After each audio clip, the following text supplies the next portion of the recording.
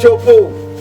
imisosi urugi wanje bajya irya z'ubwoko bwose umukeke inyaruzi ega ari kwa wimbo umwana atajya ibiharage ni hatari wanje ariko nuko mvuga ibintu hakaba abavyumva n'abatavyumva ubu rero ushatse kunyereka ko ubizi isuku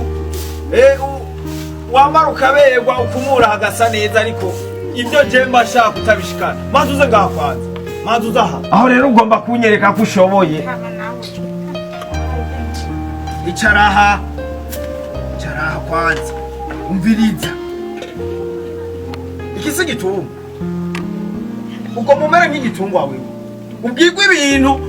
ukizubaza ukamenga ntuvyumva umviriza ngo kugira ikintu kimwe kitazorenguka nukuvuga ko jewe nkeneye ko uzombyarira agakobwa naho kazoba kamwe nukuvuga ko ibyo bitabaye je nawe turavanyeko ugomba urugo rwanje ruze ruhumane nzeve nakwesheje abandi wumva ngo havugiye ingoma ngo vyagenze gute umviriza nawe byagangu n'ivyo ntayabiza biva mu mutima gute je nawe urantangaza byara umuhungu none urampa umukobwa hamaronka naje kuntwara ivy'intwara nisose ngo byara abahungu none ugomba byara umuntu je nakubwiye nkeneye ko yaba umuhungu cyangwa umukobwa watangwa n'Imana si umuntu amutanga nyamara rero wowe umutangura mu mpama ndamutanga uko ni kunyishuye nenda kwishire uko ni kunyishuye nenda kwishire mu rugo rw'iwanje sawa nenda bigenze gute sawa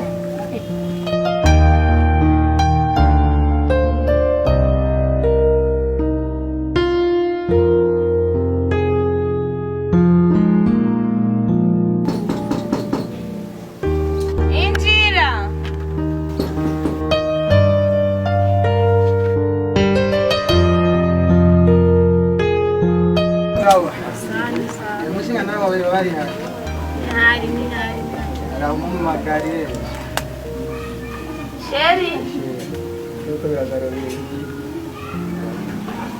Umviriza singobe ibintu uzunyiha rero ndaguhamagaye umushitsi wewe nawe urahutse oya simuza kuwa Mungu nyene mu gatondo nkayamaze nje gutapfa dupanga twanje none sivyo nyene nariko ndavuga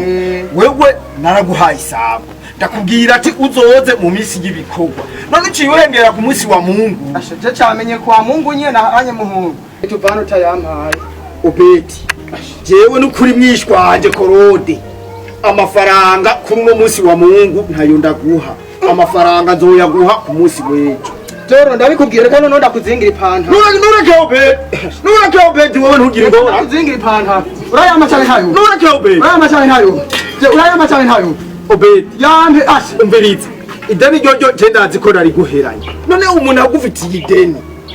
ni mpaka ngo umwice kugira kwishyura jera hakubariye je ntabyo kuvuga ngo kumutse inzoge vuga mutse inzogera ndetse ntanatahanye vuza Obedi ugomba kubona ikibazo wewe jewe vuza reka je ndakwereke nagukomere vuza burya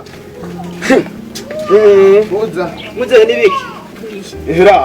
Era uwo mugabo ntimusanze afashe je wagomanye ikire mu rugo rwanje ndaramukosora mukosora mugabo wifuza iki ngaho jewe ibyo ryanje sinanatahanye utaho tayica je sindasha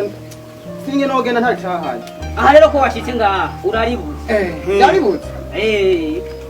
urimbwa fata uwo mugabo nimumufata ishara fukama hafuka mu bunye fukama ngaha je uvuga ko je n'urukaza kwizita kuvuga ibyo ideni ry'iwanje nyene ideni ry'iwawe nyene none ndaguheranyije uvuga ko genda umuhimbi hewe kosora umuca wari wabuze aho ufite inana amunitse nakwana amakofi wewe yamuhaye shangira abasore cyo gituma bazanye sawa oki kwanza ubu nyene ndaharuye rimwe kabiri gatatu mu rugo rwanje sisubire kukubona ndagutemere mu rugo rwanje uhimbire wapumbakwe nyamakata ndamuhakije ndabona niyo mutamunkurako mwari gusanga agenda muri gasi murakoze bane murakoze ego jewe never give up tina brofa uratawe n'abahungu barantwenga nibo bareka bakamara bakagukuramo usha urabibonye iyo basangaho jewe nari kureka bakamara bakakudinda hamwe nawe uzovuga ubwiye abakobwa bari kugukura amenyo niyo ntubona amaje ndagenda bakuhora kore nduru abagore n'intege nkeyi gusa abagore n'intege nkeyi ko bagukuye ko n'abahungu bawe ahubwo barabwira ntibazoze barakugwanira baziye kukwishyuza bagutandira ahubwo iyo bataha bagera wamwifasha ko yakunaniye yananiye ujya mushenze hajya ari kukudida iyo utawe n'abahungu abantu b'abagabo ngo ntumbyarire umuhungu ngo ntumbyarire abakobwa urabibonye